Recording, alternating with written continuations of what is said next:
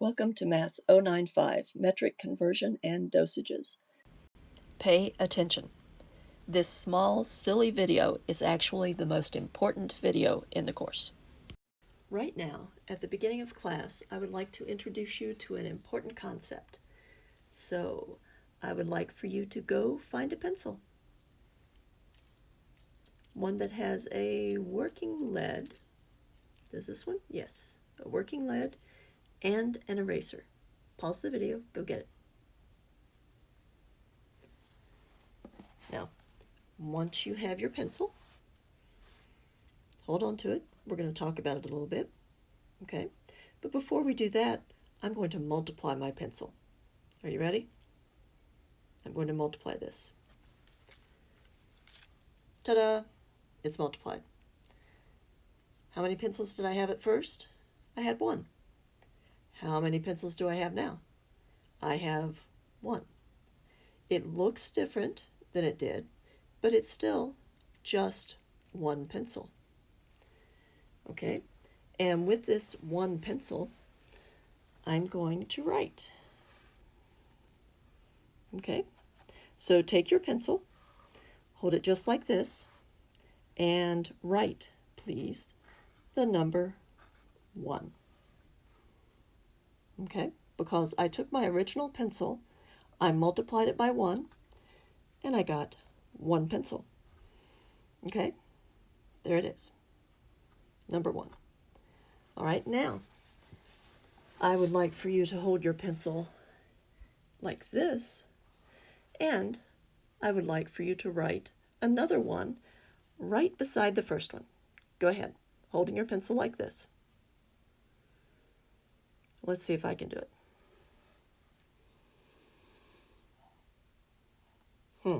No. Well, that wasn't very useful. However, you know what? If we use this end of the pencil, we can use it to erase, right? It does work. It's useful for erasing. The other end is not useful for erasing. It just makes a mess. So this one pencil can be oriented in different ways. It's still the same pencil. It's useful for writing this way. It's useful for erasing this way. Just like the number 1 is useful in different forms. That's a sloppy one. Let's go back to the whiteboard. At this point, you're probably wondering, what in the world have I gotten myself into? Is this an elementary school class? Well, no, but I did want to give you a visual illustration to help you remember something very important about the number 1. And that is, just like I had 2 different colored pencils, the number 1 can be rewritten in different ways that don't exactly look the same. For instance, 5 divided by 5, or 5/5, is equal to 1. It's 1 whole. Just as x over x is equal to 1, just as 379 divided by 379 is equal to 1, just as 12 eggs divided by 1 dozen eggs is 1. Also, any number multiplied by 1 is equal to that same number. And that is true whether 1 is written just the numeral 1, or if it's written something like 4/4.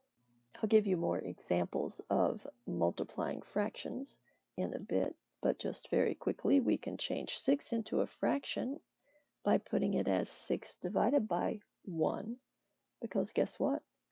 Just like you can multiply any number by 1 and get the same number, you can divide any number by 1 and get the same number. So 6 over 1, or 6 divided by 1, is still equal to 6. And When we do this multiplication, we'll get multiplying straight across 24 over 4. And what is 24 divided by 4? It's 6. So once again, 6 times 1 equals 6. So what I want you to remember from this rather lengthy exercise is that 1 can be rewritten as a fraction, and it can be rewritten in an infinite number of fractions, and that 1 is a very useful number in this course.